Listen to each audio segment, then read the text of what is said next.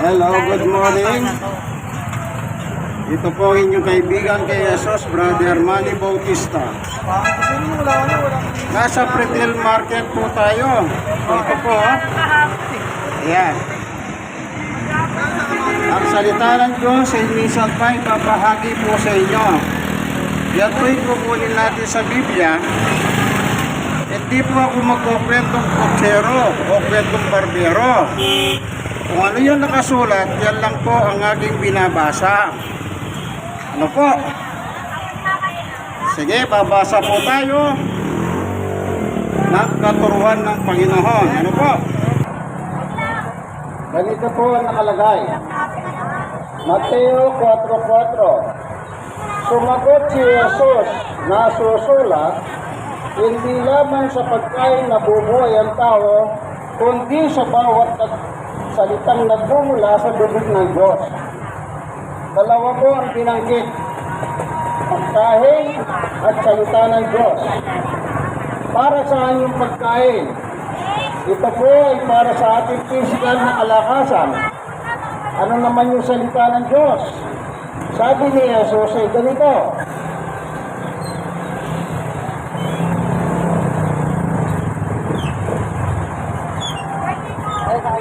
ito po, sa 1:6:33, ang Espiritu nagbibigay buhay, hindi ito magagawa ng laman. Ang mga salitang sinabi ko sa inyo ay Espiritu at ito nagbibigay buhay. Anong sabi ng Panginoong Yesus? Nagbibigay buhay. Alin daw po yun? Yung salita niya. Amen.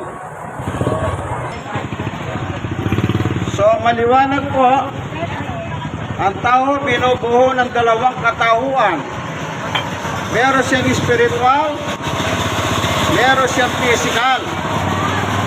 Kung paano ang kanyang pong physical ay pinakakain niya, almusal, tanghalian, hapunan. Sabi ng Panginoong Yesus, dapat mabuhay ka sa salita ng Diyos araw-araw at the same time. Tandaan niyo po yan. Yan ay isang utos na galing po sa Panginoong Jesucristo. Ngayon, kung hindi ka naniniwala kay Jesus, di wag mo susundin si Jesus. Wala namang problema yun eh.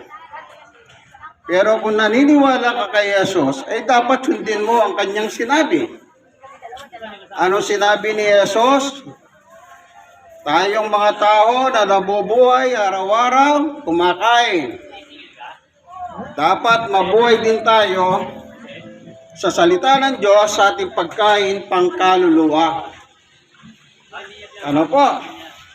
Yan po ang maigpit na hutos ng Panginoong Jesucristo. Kaya tatandaan nyo po sa buhay na ito, kung meron man tayong pagkikinggan, ay walang iba po kundi si Jesus, ang anak ng Diyos na buhay. Amen. Ito po, babasa pa tayo. Ito po. Nandito po tayo sa mga palaisdahan o atinda, mga isda. Ano po sinabi ni Jesus? Mabuhay tayo sa salita ng Diyos. Si Pablo naman, anong sabi niya?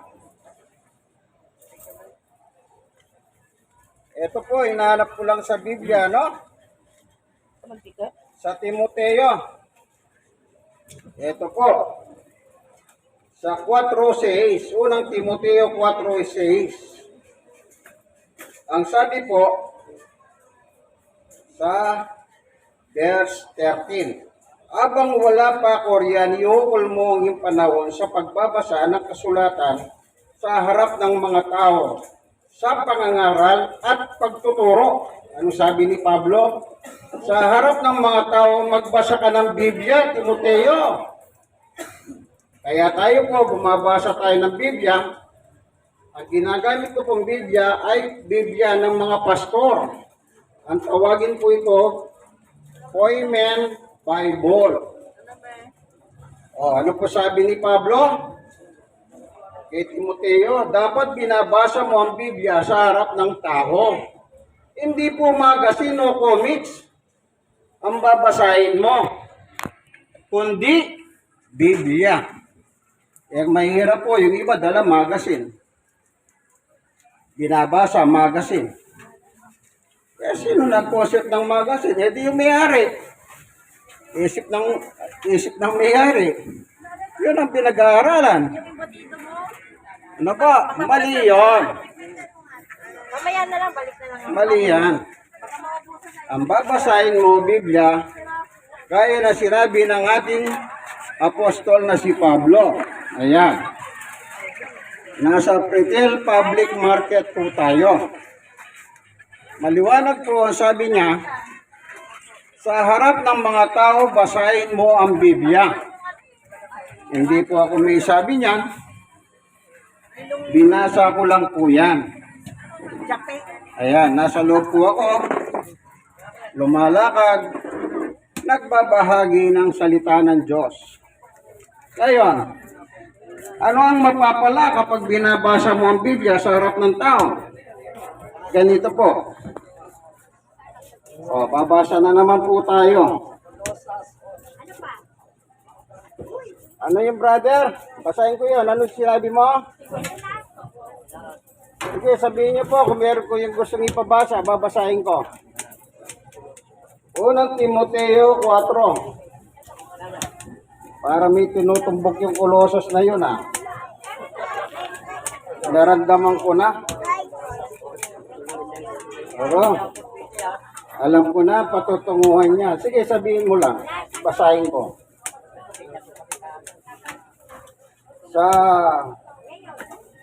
Ito po, sa 6.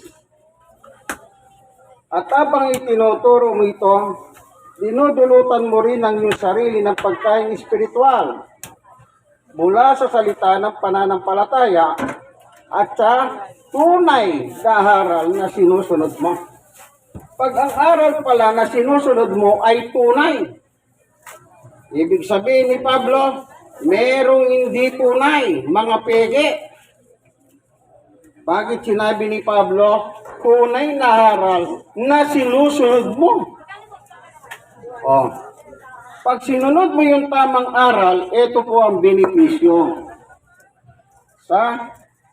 Ito, 16. Pakaingatan mo ang iyong sarili at ang iyong pagtuturo. Patuloy mong gawin ang mga ito, yung pangangaral ng tunay. Sapagkat sa paggawa mo nito, maliligtas ka pati na ang nakikinig sa iyo. Yung tunay na aral pala ay nagliligtas. Ibig sabihin, balik na rin natin, counterclockwise. Yung maling aral, mapapahamak ka. Pag sinabi nila si Jesus hindi Diyos, maling aral yan, mapapahamak ka. Kapag may simbahan nagtuturo na si Jesus hindi Diyos, ay layuan mo yan, kaibigan. Papunta kang impyerno dyan. 200 na lang. Ganun ba yun? Puri ng Panginoon Diyos. Ayan ano? Nasa loob po tayo ng retail public market at nagbabahagi po tayo Kaya lang 20, wala rin. ng salita ng Panginoon Diyos. Siyempre, sa kanila 35, may Ayan po, pambalo. nagtatawaran na po sila, no? Anong kulay, madam? May kulay pa. Bukod sa may tawad na, may kulay pa. Ayan, tatandaan niyo po ano? Yung tunay na haral ang sabi ni Pablo. Kapag sinusunod mo ito, ikaw ay maliligtas. Ibig sabihin, hindi ka mapapahamak sa hapoy ng impyerno. Tandaan niyo po yan. May impyerno. Minsan may nagtanong sa akin Ang tanong niya, nakarating na daw ba ako sa impyerno? Sagot ko, hindi pa. Ayaw kong makarating doon. Ikaw na lang, kung gusto mo, balitahan mo na lang ako. Ano po? Purihin ng Panginoon. Tandaan po natin, Yung tunay na haral ang magdadala sa iyo sa kaligtasan. Ayon kay Apostol Pablo. Ayan, palakad-lakad po tayo sa loob ng Pretil Public Market. Araw ng Lunes, magandang panahon ang binigay ng Diyos. Ayan, ano po? Binigyan tayo ng libreng hangin, walang bayad. Magandang panahon. Ano po? Praise the Lord. Napakabuti ng Diyos. Tatandahan po natin, lahat tayo po sa hayaw nyo sa gusto, nangangailangan tayo ng tagapagligtas. Sino pong tagapagligtas natin? Si Jesus na tunay na Diyos. Yun ang magliligtas sa iyo kapag kinilala mo si Jesus ay tunay na Diyos. Hindi po siya ang Ama. Ano po? Hindi siya ang Ama. Huwag niyo ipagpalagay, ang Ama si Jesus na rin. Huwag po. Ayan, nandyan po tayo sa Pretil. Ayan, nakikita niyo po sa likuran ko. Ito po yung Pretil na nasunog nung nakaraan. Ayan, kaya yung mga nagtitinda, sa palengke muna sila dito sa kalsada ng Yerbosa. Ano po? Ayun, babasahin po natin ang Biblia. Hindi po tayo magkuro-kuro o sariling opinion, ika nga. Kundi babasa po tayo ng talata sa Biblia. Ano po? Ayan, sandali lang ha. Ito, babasahin ko po. Na si Jesus ay tunay na Diyos. Dito po sa sulat ni Apostol Juan, unang 1:5-20. At nalalaman nating naparito na ang anak ng Diyos. Si Jesus po yun. At binigyan tayo ng pagkaunawa upang makilala natin ang tunay na Diyos at tayo nasa tunay na Diyos sa kanyang anak na si Jesucristo. Siya ang tunay na Diyos at buhay na walang hanggan. O sabi po ni Juan niya, tunay na Diyos si Jesus at buhay na walang hanggan. Napakaliwanag po, ano? Wala tayong binago, wala tayong dinagdag. Ano po? Kaya dapat, yun ang tunay na haral. Kaya sabi ni Pablo, yung tunay na haral na sinusunod mo, na sinasabi mo sa tao, yun ang magliligtas sa tao sa kapahamakan. Ayan, ano po? Kaya tatandaan nyo po, wala pong tagapagligtas kundi ang tunay na Diyos na si Jesus. Amen. Nandito po tayo ngayon sa Juan Luna Street.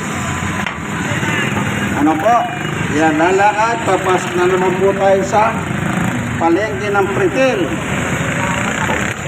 Pretil Public Market. Ayan. Ilalagay po lang natin dito yung video para makabasa po tayo ng mahayos. Amen po ba? Magandang umaga sa inyo mga kaibigan. Hindi ko kayo kahaway, kaya kaibigan yan ang tawag ko. Kayo, kung kahaway nyo ako, wala naman akong magagawa. Kayo lang naman ang kumakahaway sa akin. Kaya yung tunay na haral, basahin po natin muli, ano? Sabi ni Pablo, Timoteo, magbasa ka ng Biblia sa harap ng tao. Kaya ako po, nagbabasa naman ako. Hindi po ako si Timoteo, ako po si Brother Manny.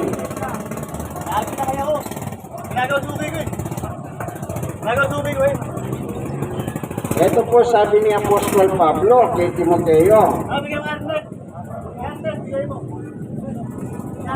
Sa 4:6, habang titinuturo mo ito, dinudulutan mo rin ang iyong sarili ng pagkain espiritual mula sa mga salita ng pananampalataya at sa tunay na haral na sinusunod mo. Alin daw ang dapat sundin? Tunay na haral. Tunay. Kung may tunay, meron pong peke. O balat kayo. Ayan, ano po? Balat kayo o peke. Sa English, fake. Tuloy po natin sa 13. Habang wala pa ka riyan, iukol mo ang iyong panahon sa pagbabasa ng kasulatan sa harap ng mga tao sa pangangaral at pagtuturo. So, nangangaral po ako ngayon dito at nagtuturo, kaya nagbabasa po ako ng Biblia. Yun po ang batas. Tuloy. Sa 16, pakaingatan mong iyong sarili at ang iyong pagtuturo. Patuloy mong gawin ang mga ito. Ano po? Sabi ni Pablo, pakaingatan mo ang iyong sarili at ang iyong pagtuturo. Patuloy mong gawin ang mga ito, sapagkat sa paggawa mo nito, maliligtas ka, pati na ang nakikinig sa iyo. Yung po palang tunay na aral na ipinangangaral ng mga apostol sa Biblia, gaya ni Pablo, kapag pinaliwalahan mo pala yan, maliligtas ka.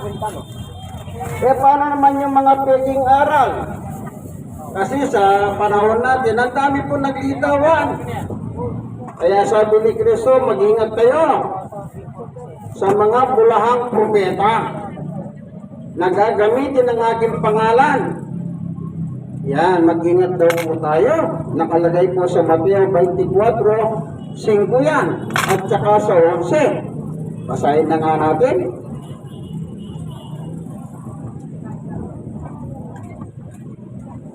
Ito po, anak.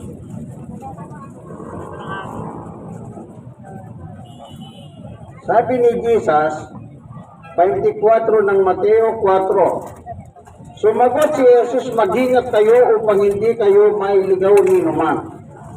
5, maraming paparito sa pangalan ko at magpapanggap na sila ang Kristo, marami silang maililigaw. 11, marami ang magpapanggap na propeta at ililigaw ang mga tao. Ayan po, babalayon. Ano sabi ng Panginoong Yesus?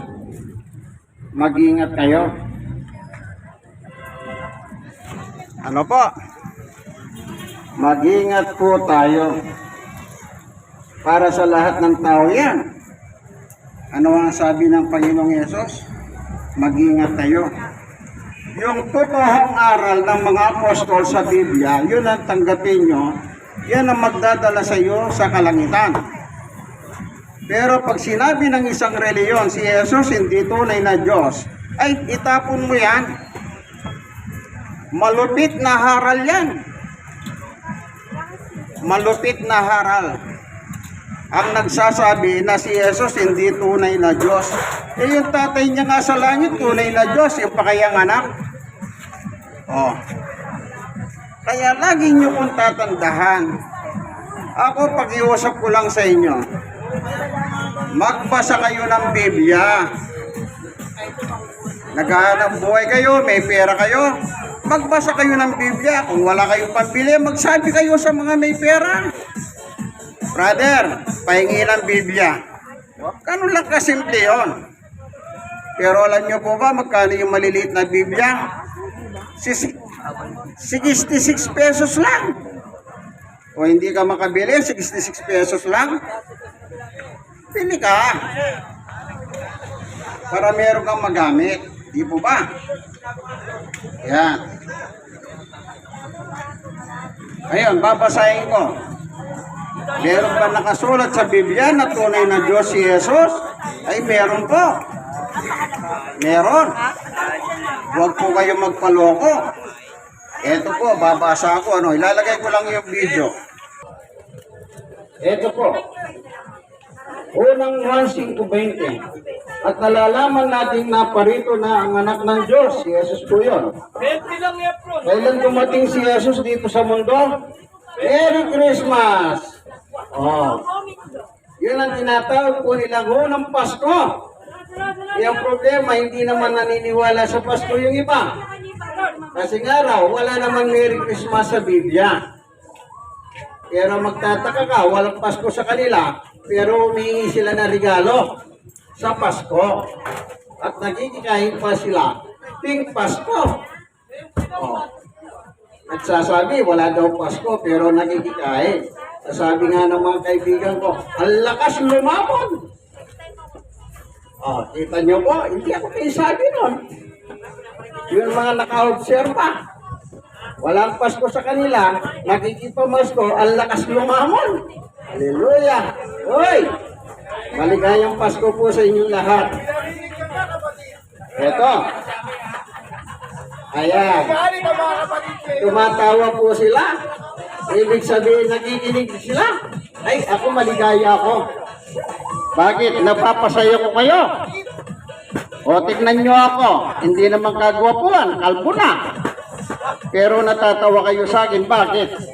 Kasi po yung aral ang pinag-aaralan natin. Eh, totoo naman talaga yan eh. Minsan sabi ko, walang Pasko sa'yo. Eh, di wag mo tanggapin yung 13 month pay ng amo mo.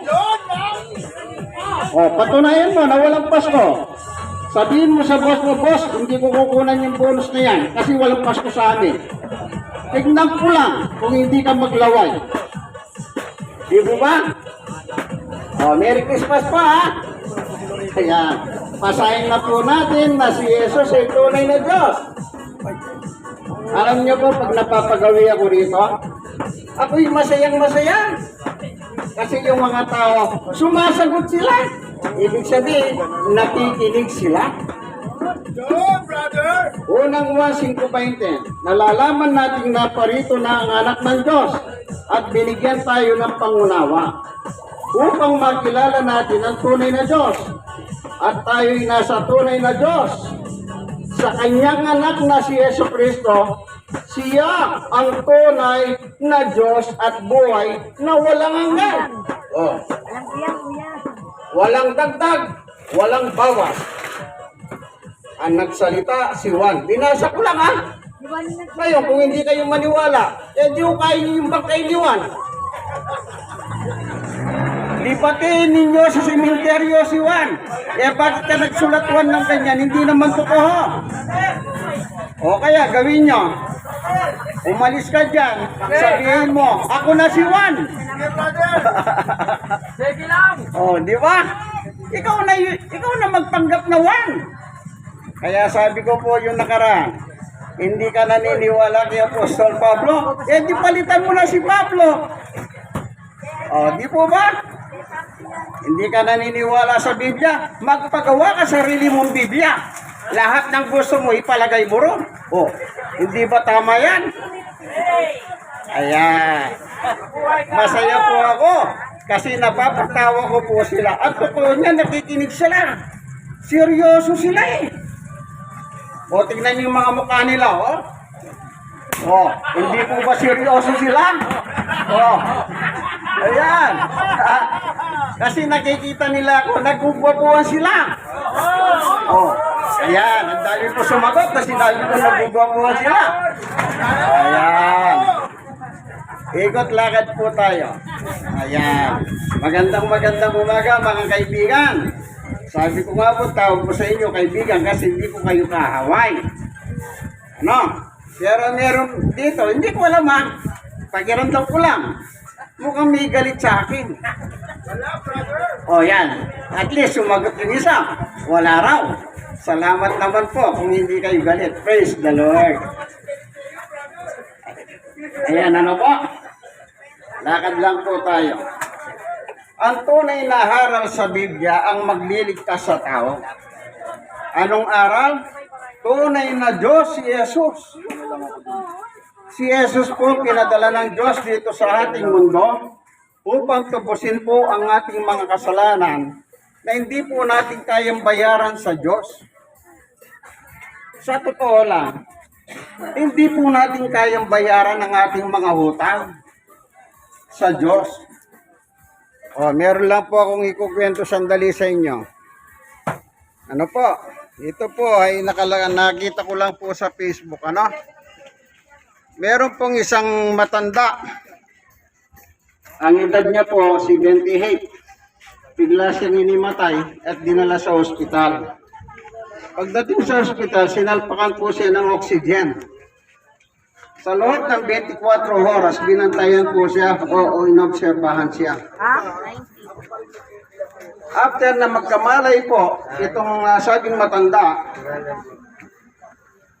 siya po ay sinisingil sa ospital ng 5,000. Isipin niyo po, ang sabi niya, nung nakita niya po yung bill, medyo na parang nasyak ng konti. Pero sabi ng doktor, o tatay, nabibigatan ka ba sa bayad na 5,000? Ang sabi ng matanda, hindi, may pera ako eh. May pambayad ako sa'yo. Ang naisip ko lang, sa edad ko 78 years old, ang dami ko na palang utang sa Diyos. Kasi ang binibigay ng Diyos ay libreng angin. Walang bayad. Humihinga tayo. Pero sa ospital, sabi niya, 24 oras lang ako nandito, 5,000 na ang sinisingay mo. Ayan po, ano? Napaano po yung doktor? Nasyak yung doktor. Tama nga naman. Yung doktor, lumalagap siya ng angin na bigay ng Diyos, walang bayad.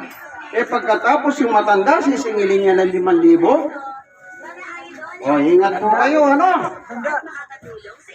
Hindi po mabuti. Yung ospital po, yan doktor, sumumpa, magliligtas ng buhay. Hindi po negosyo. Ang nangyayari, ang ospital, negosyante. Pag may patay ka, hindi mo mailalabas. Tatakot-takot na pag-iusap. Hindi po totoo yan. Kung sumusumpa ka, magliligtas ka ng buhay, huwag mong imorgue ang bangkay. Tumulong ka. Dahil yung karunungan mo galing sa Diyos yan. Ano po? Ayan. Tatandahan natin, ang Diyos ang may bigay ng lahat ng bagay kung meron ka mang kaibigan. Matalino ka man, bigay ng Diyos yan. Malakas ka, bigay ng Diyos yan. Matagumpay ka sa negosyo mo, bigay ng Diyos yan. Kaya dapat gamitin mo ang bigay ng Diyos sa iyong pagkikapwa-tao. Babasahin po akong talata. Ito po, ano?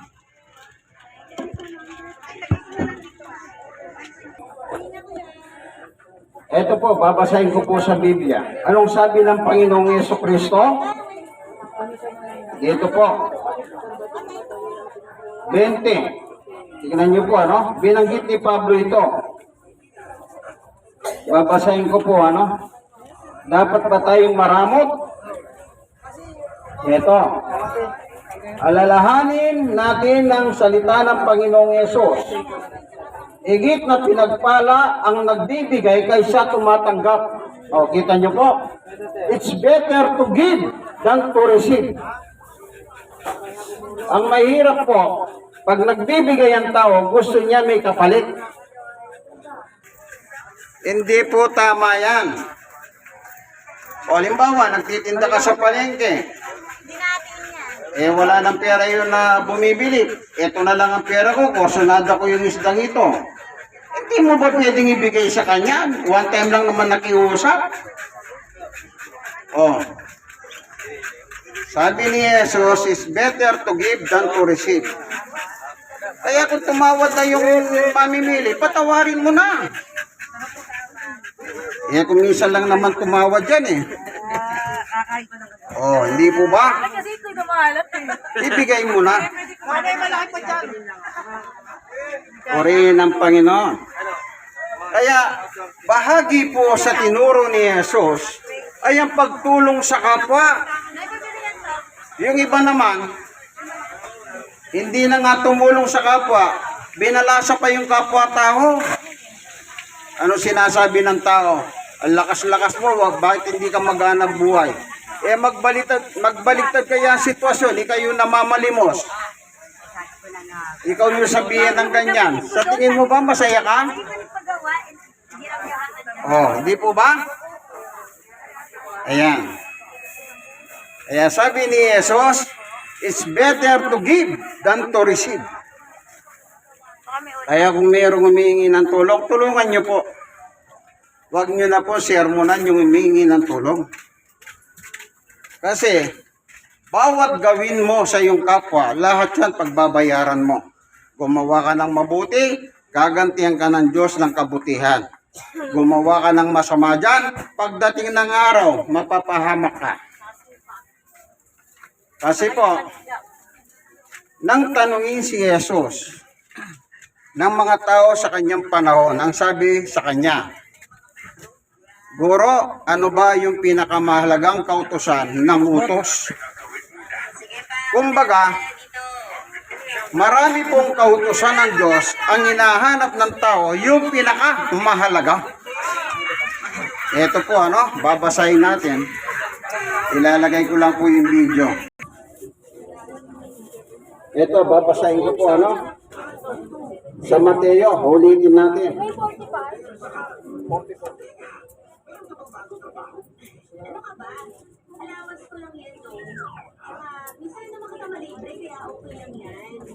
Sa 22 ng Mateo, 34, 35, 36, 37, 38. Nagtipon-tipon ng mga pariseo nang mabalita nilang napatahimik ni Jesus sa mga Saduseo.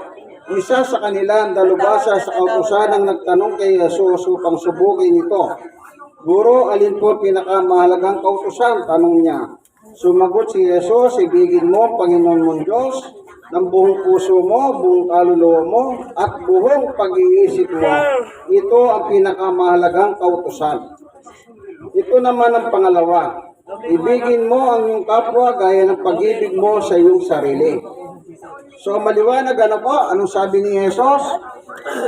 Ibigin mo ang iyong kapwa.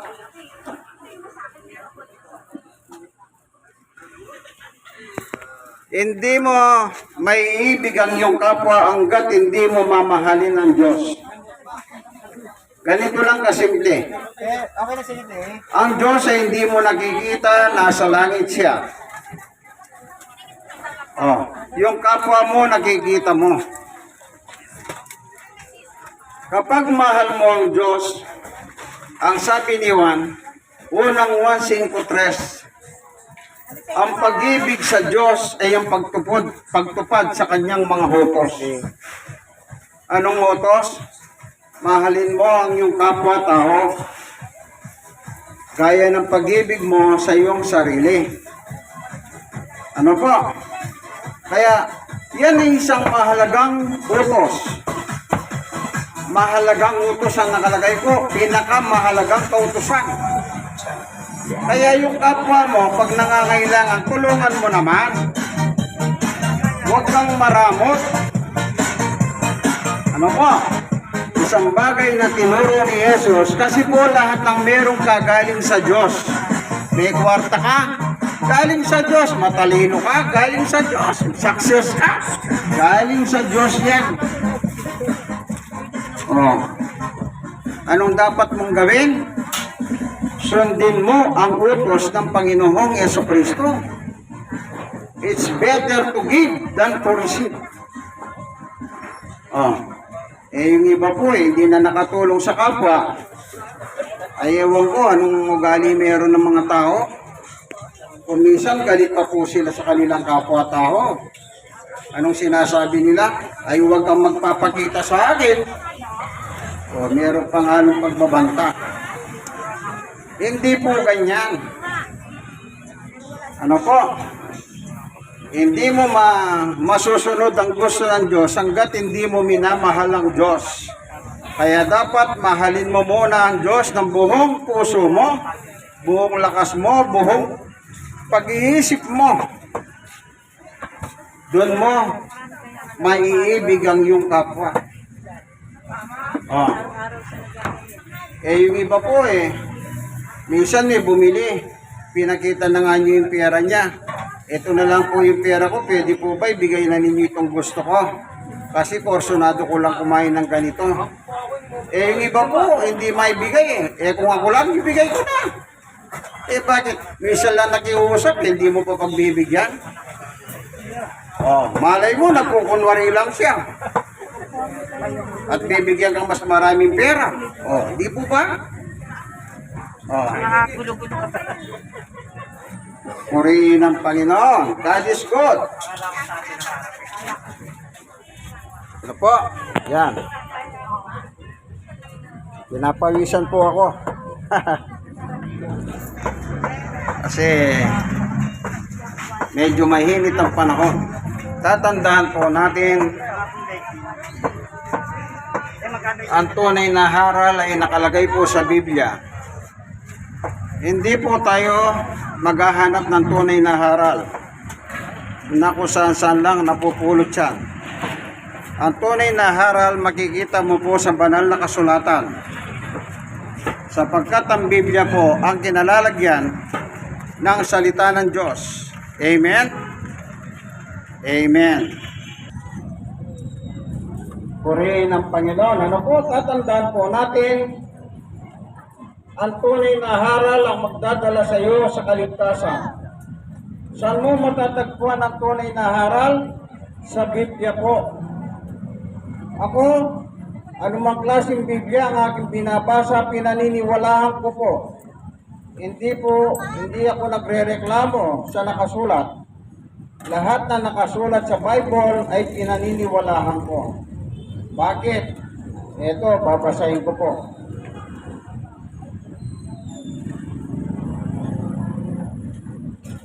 Babasa po tayo ng talata.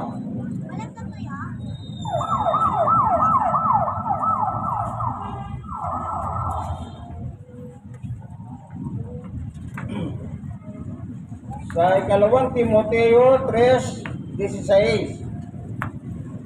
Ang lahat ng kasulatan ay kinasiyan ng Diyos at kapag-pakinabang sa pagtuturo ng katotohanan, sa pagsaway sa kamalian, sa pagtutuwid sa likong gawain, at sa pagsasanay para sa matuwid na pamumuhay.